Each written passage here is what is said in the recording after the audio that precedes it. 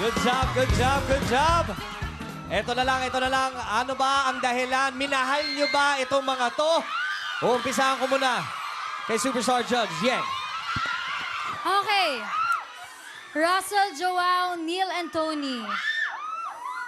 Bukod sa performance, siguro, I just wanna commend you dahil sa ganda ng attitude ninyo before the performance. Chineer nyo yung isa't isa.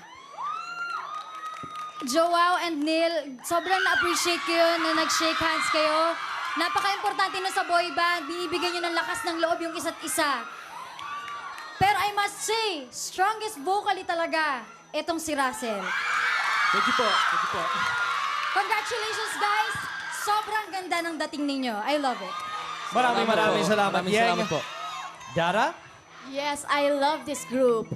Yung mga magaling kumanta nandyan na, malakas na feel, lahat, nasa inyo na ang lahat. Ano ba yan? So parang hindi contestant ang nakikita ko ngayon. Parang artista talaga ang nakikita ko. At ang ganda ng chemistry nyo. Talagang nakaka-in love. Maraming salamat, birthday girl. Ito naman, Vice. Joao, Russell, Neil, and Tony. Okay.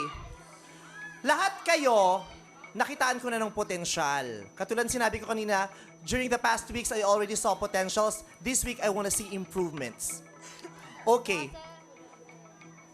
Si Russell, nabigla ako kasi magaling na siya kumanta dati. Pero lalo kang humusay.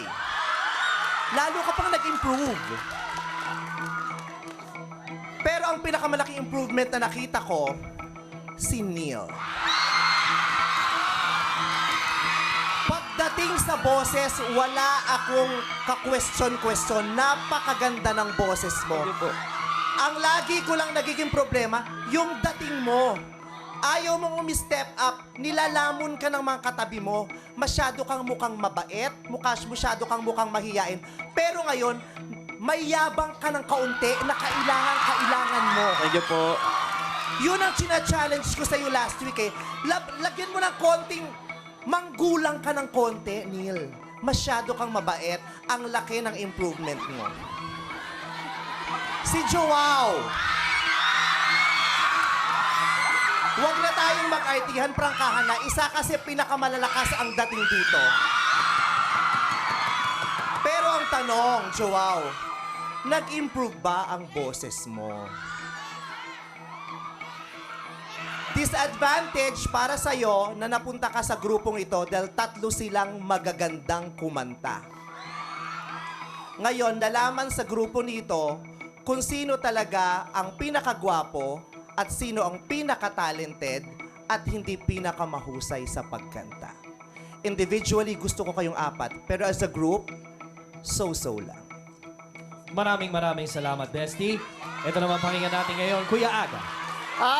Yung sinabi ni Vice na si Neil stepped up, yes, Neil. Nakita ko ngayon, tonight talaga you really stepped up because matagal ko nang inaantay na makasama ka nitong mga gwapong to. Nagwapo ka rin naman talaga, mahihiyain ka lang kasi. But ngayon, sumabay ka talaga sa kanila, which is really good for you, you know? And then, Joao, sinasabi ni Vice, yes, nakikita nila na medyo may kakulangan ka sa pagkanta, pero okay lang yon. Kasi napapatungan mo naman yan ng presence mo naman. And you did not do so bad. You did not. You were good. You were okay. But the three of you, Russell, Tony, my gosh, Tony, ikaw ang inaabangan ko talaga eh. I've been wanting you to step up. But anyway, I'm just happy that you performed really well and you sang really well tonight. So the four of you, galing. Maraming salamat, judges. Ay, nako. Good job. Congratulations, guys.